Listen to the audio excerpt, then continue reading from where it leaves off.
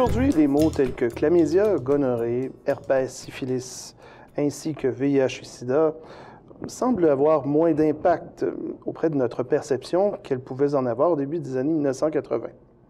Pourtant, ces infections transmises sexuellement, lorsqu'elles sont vécues, demeurent bien souvent un sujet tabou et méconnu. Conséquemment, je vous présente Guillaume Lemieux, chargé de projet et de mobilisation auprès de l'organisme Portail VIH-Sida du Québec. Bonjour Guillaume. Bonjour Jean-Frédéric. Donc d'abord, afin de bien situer les téléspectateurs, quelle est la différence entre VIH et Sida? Bien, en fait, le VIH, c'est le virus d'immunodéficience humaine, dans le fond qu'on acquiert lorsqu'on attrape le virus. Voilà. La phase SIDA, c'est la dernière phase, en fait, du VIH. C'est quand les gens deviennent symptomatiques puis tombent malades. On l'a beaucoup vu, justement, au début de l'épidémie. Aujourd'hui, heureusement, au Québec, on en voit de moins en moins. OK. Donc, il faut dire qu'il y a aussi d'autres maladies qui sont peut-être moins graves que le VIH et le sida. Et est-ce qu'on doit les craindre, c'est-à-dire les ITS, les infections transmises sexuellement, avec les médications qu'on a aujourd'hui, est-ce que c'est à craindre? Bien, je pense que craindre, c'est peut-être pas la bonne expression. Oui. C'est sûr qu'il faut rester vigilant. C'est sûr qu'il faut avoir des modes de protection si on est actif sexuellement. Mais moi, je vois ça plutôt dans un mode de santé globale.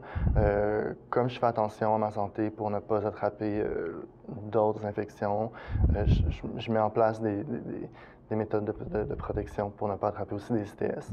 Mais c'est pas à craindre, mais par exemple, puis oui, en effet, ça se traite, la plupart se traitent bien, il y en a qui ne se traitent pas encore, mais quand même, le traitement n'est pas une protection.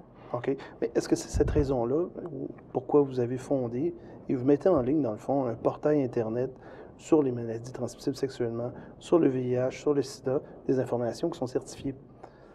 Bien, en fait, oui, on voulait vraiment avoir un portail d'informations et de ressources. En premier, notre but était pour les personnes qui vivent avec le VIH, pour avoir de l'information sur les ITS et sur le VIH aussi, sur les réalités actuelles du VIH.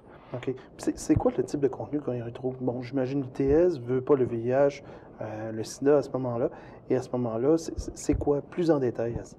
Bien, c'est sûr qu'il y a toutes les informations de base sur les ITS, le VIH, mais aussi on publie des articles, du contenu original qu'on va recommencer bientôt, mais aussi des articles un peu de l'actualité générale, globale sur le traitement, mais aussi sur l'avancée des lois pour les personnes qui vivent avec le VIH, puis les autres ITS, sur vraiment tout ce qui concerne, mais aussi sur les personnes qui sont touchées par ces infections. Par ces infections-là.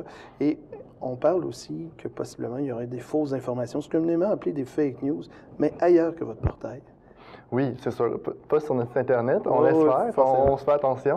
Mais oui, en effet, mais comme tout le monde l'a déjà fait, chercher des symptômes sur Internet, puis on a souvent des résultats qui nous prédisent de très mauvaises choses. Donc voilà, c'est aussi très utilisé face au VIH puis aux ITS parce que il y a beaucoup de stigmas rattachés à ça, il y a beaucoup de peur aussi. Donc, aller jouer sur ça pour les personnes. Là, les personnes, souvent aussi, quand ils font des recherches sur les maladies, sont déjà un peu anxieuses. Okay. Donc, de jouer là, avec le stigma, la honte, parce que c'est rattaché à la sexualité. Donc, bon, pas que la sexualité est rattachée à la honte, là, mais voilà, c'est plus facile de jouer avec ça, je dirais. Okay. Il y a plus de cordes à tirer. OK, parfait. Mais en même temps, j'imagine que votre organisme offre aussi d'autres services. Quels sont-ils? Bien, c'est sûr. On est un organisme, dans le fond, qui a pour mission d'éduquer les personnes, le public en général, puis plus particulièrement les personnes qui vivent avec le VIH à travers le Québec. Mais à travers tout ça, à travers l'éducation, il faut aussi soutenir les gens, il faut aussi faire du contenu. Donc, on a plusieurs projets en ce moment. Par exemple, on a un projet de recherche qui s'appelle le Portrait Accès Plus. Okay. Qui, dans le fond, qui veut faire un portrait de la vie avec le VIH au Québec actuellement, puis voir aussi c'est quoi les barrières que les gens rencontrent quand ils veulent aller chercher leur traitement, mais pour avoir accès au traitement en 2018, parce que comme dans n'importe quoi, là, les réalités évoluent très vite, puis aussi avec tout ce qui est l'avancée du traitement aujourd'hui, c'est important pour pouvoir offrir des services adaptés aux besoins des personnes, des populations. C'est vraiment important d'avoir un meilleur portrait pour le communautaire, mais pas seulement, vraiment pour toutes les personnes qui offrent des services aux personnes atteintes des ITS et du Mais VIH. vous offrez également, pardon, des activités inclusives. Mais comment vous faites ce choix-là exactement de ces activités-là? Donc, celle-ci et pas celle-là. En fait, on essaie vraiment d'impliquer nos membres, principalement par des comités. Sur chaque projet, on essaie d'avoir un comité conseil. C'est quelques personnes qui viennent, en fond, du début du projet jusqu'à la fin, nous donner leur feedback tant sur juste du nom du projet jusqu'à le service qu'on va offrir. On a ça. En ce moment aussi, on a un sondage en ligne qui circule pour nous donner des idées de formation. Donc, on voulait faire une tempête d'idées avec le plus de personnes possible. Donc, on a opté pour la formule en ligne. OK. Donc, c'est un peu de cette manière-là que ça se prépare, c'est ce que j'en déduis. Oui, exactement. OK, parfait. Donc, en terminant, quels sont vos prochains défis qui attendent votre portail? Bien, au portail, on a vraiment puis je pense dans la communauté VIH communautaire, qui est vraiment d'aller rechercher notre public, d'aller rechercher les personnes, puis vraiment de se connecter avec eux. Pas qu'on n'est plus connecté avec eux, mais vraiment de les impliquer, comme j'ai dit un peu plus, dans nos comités, dans la façon de faire, pour offrir des services qui répondent bien à leurs besoins.